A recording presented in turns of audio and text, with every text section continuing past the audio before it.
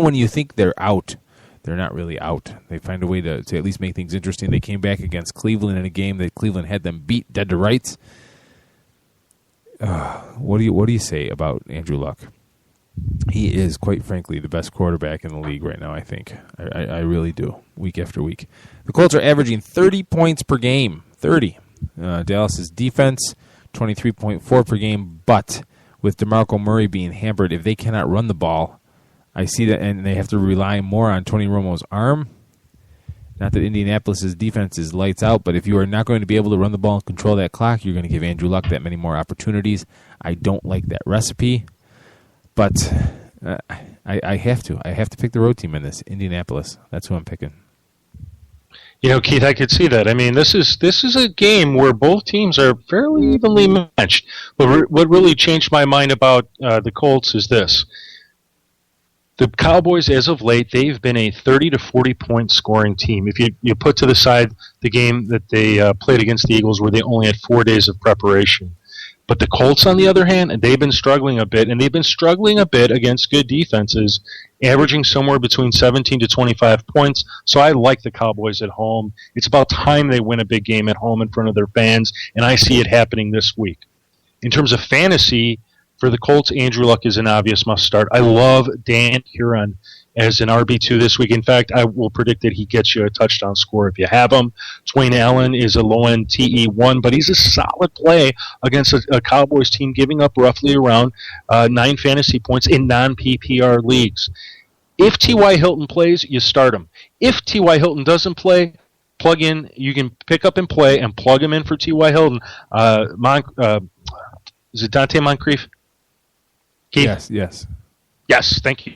Dante Moncrief, you pick him up, you plug him in for T.Y. Hilton, and you should get, not the same production, but at least you won't be in a strange situation where you get none. Then for the Cowboys, start Tony Romo as a QB1, Des Bryant as a wide receiver 1, and this whole thing with DeMarco Murray, unless you hear otherwise, if they're starting DeMarco Murray, they're not just starting and playing him, they're playing him to play him the entire game. If there's any question of whether he can play the entire game or if he's going to be in limited use, don't play him. Consider picking up and playing Joseph Randle, and if DeMarco Murray is a scratch, and he could be, there's plenty of time for that to happen, Joseph Randle is the player to pick up and play in that instance. Cowboys should win at home. The Buffalo Bills traveled to the Oakland Raiders, and the Bills with a big home win against Green Bay last week. Their methodology is punch people in the face and then hope our points come from someplace. And they did. A punt return, a safety. They did what they had to do. You want us to take you seriously, Buffalo? Go into Oakland and do it again. I think they will. I think their defense is that good. Derek Carr may be the face of the franchise going forward. He's still a rookie quarterback. He's still going to struggle. The Bills' defense is too good. I'm picking the Bills. Keith, this Bills team has just shown how good they are. They've been absolutely incredible these past few weeks, and they certainly don't strike me as a team that will underestimate their opponent just because it's the Raiders. They roll into Oakland, and they demolish the Raiders in front of their hometown fans. Fred Jackson, listen up, listen clear. He is a must-start this week against a Raiders rush defense giving up 125 yards on the ground and almost 1 TD, 2 on the ground. And if you look at the overall picture, they give up like top 5 fantasy points to the position, so you got to get Freddie Jackson as an RB2 or a flex. Sammy Watkins is a wide receiver 3 player this week, but he's not a must play. He's not a must play because these Oakland Raiders have been tough against opposing wide receivers and opposing passing games. And obviously the Bills DSC is a must start as well in fantasy. In fact, they are the top start this week. For the Raiders, no must starts here. Latavius Murray, low RB2. Michael Rivera, he's a quality tight end too, but he's not an absolute must start by any means necessary. But if you need the help, he's been a high targeted player for the Raiders. Otherwise, Bills win. The Seattle Seahawks travel to the Arizona Cardinals. The Seahawks, who are rounding into form nicely at just the right time, against the Cardinals, who are now on their 3rd quarterback. Ryan Lindley will get the start, and we all wish him the best and make the sign of the cross over him. Because the Seahawks defense is playing lights out. They're back to their Super Bowl form. whether it's because injuries getting healthy or whatnot, the ups and downs of a season all rounding in, coming to a summit. The Seahawks are back and better than ever. Well, maybe not that, but they're back. They're playing pretty good ball. The Cardinals on their backup running back, their third quarterback. They've got big questions on offense. The defense will probably play tight. This will probably be a close game within 10 points in the fourth quarter, but I'm still picking Seattle. I'm going to take Seattle too, Keith.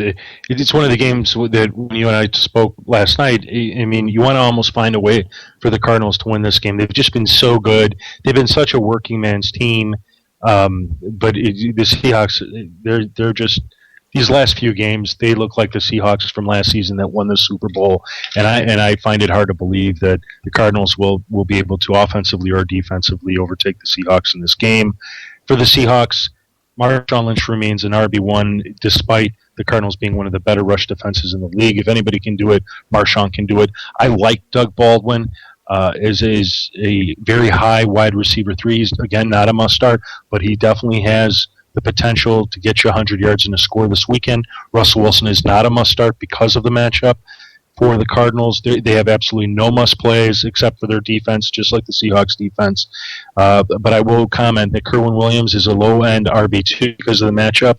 If you need the help, like I did in one league, I have him plugged in there right now, and I'm just waiting to see what the Cowboys are going to do about DeMarco Murray.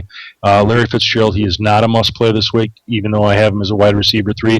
Michael Floyd, I would just avoid at this juncture. He is the epitome of what have you done for me lately, and I can't blame him all for that, but you just can't blame him in fantasy. Otherwise, the Seahawks and the Cardinals defenses, Seahawks win.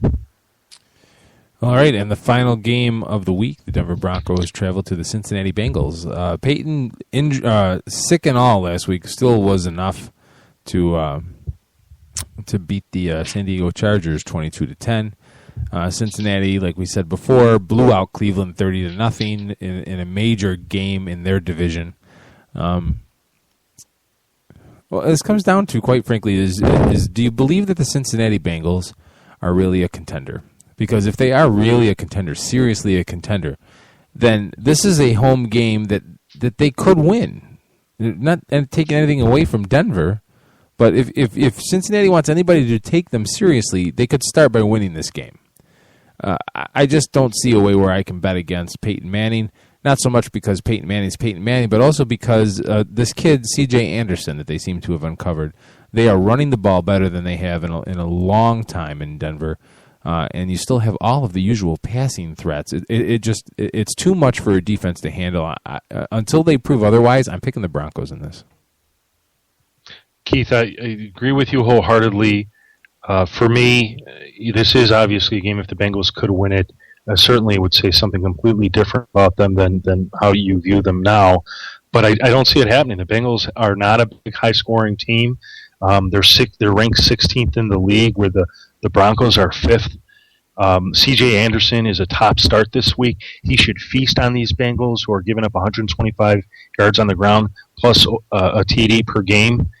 You start Emmanuel Sanders, you start Demaryius Thomas, you start Julius Thomas, you start Peyton Manning, and you expect 2 TDs. I have a hard time not seeing this team put up somewhere between 21 and 30 points against the Bengals. For the Bengals, A.J. Green, you start him. It's not going to be an easy matchup, but the Bengals should be able to go to the air against a team that is beatable through the air.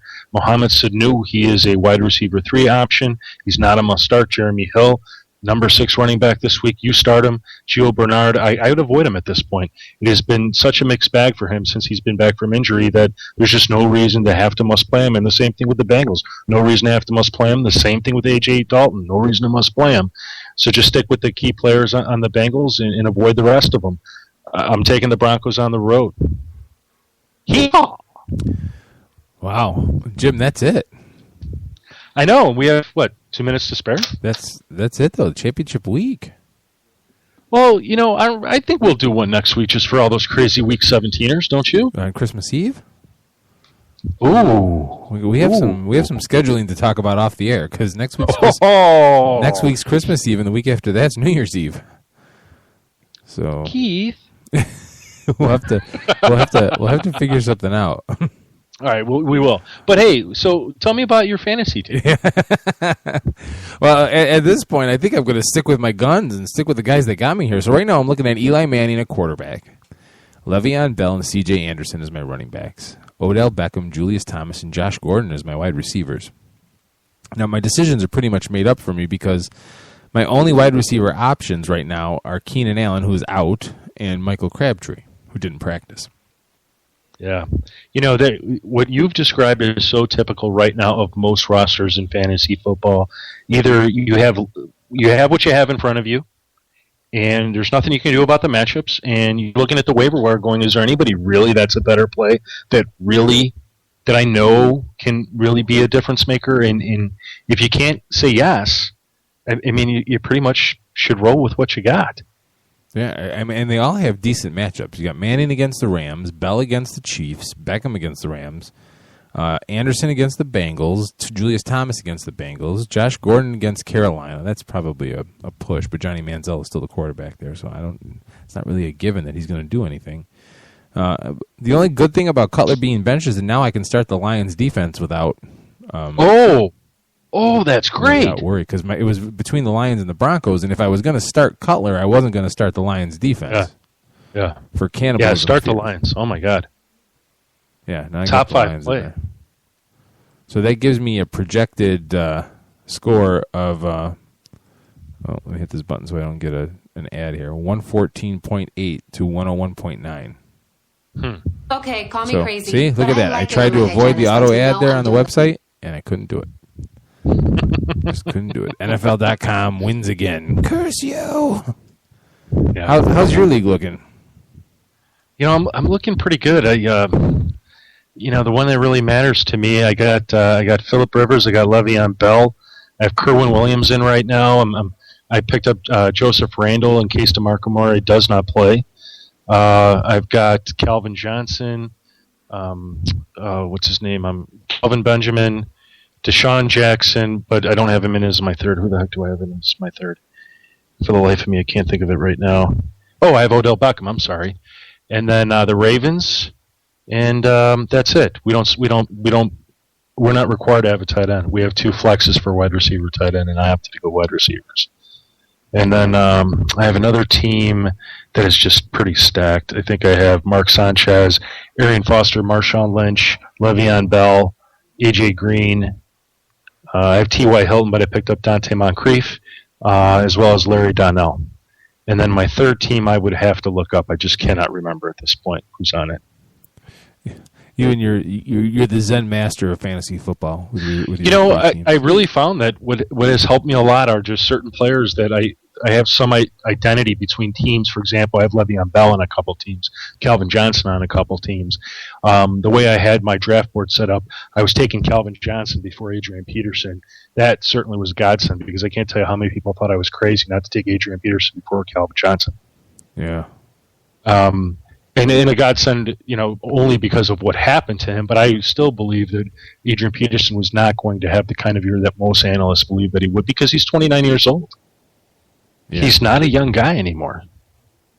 So, we'll see what happens next season. But, I mean, that really tells me a lot. It tells me that the system that we have here at thisfantasygreek.com works, especially if you follow us from day one and early on. Mm-hmm.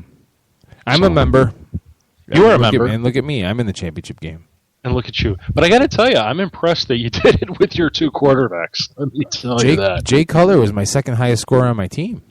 That's amazing. That is amazing. For all of his faults, whether it's because of garbage time or not, because the Bears were so awful this year, he put up decent fantasy points. Yeah. That's amazing. You know what? I'm going to look up that third team for you because it's actually in my invitational. Oh, okay. Which I think you had. Didn't you have a top 4 finish? No. Get out. I didn't make the playoffs. You're kidding. Yeah. Oh, jeez. I'm not really. Here, I'll tell you. Here's my team over here. It's a pretty good team. Okay. Show off. Like I said, I just have some of these, identical players that cross leagues, and it's really helped me out. Now I'm waiting for it to load, and it's taking forever. Oh, here we go. Oh. Here we go. Mark Sanchez, Le'Veon Bell, Calvin Johnson, Martellus Bennett, Trey Mason, Jeremy Maclin, Brandon LaFell, and then the Ravens. Are you rolling with Trey Mason? Heck yeah.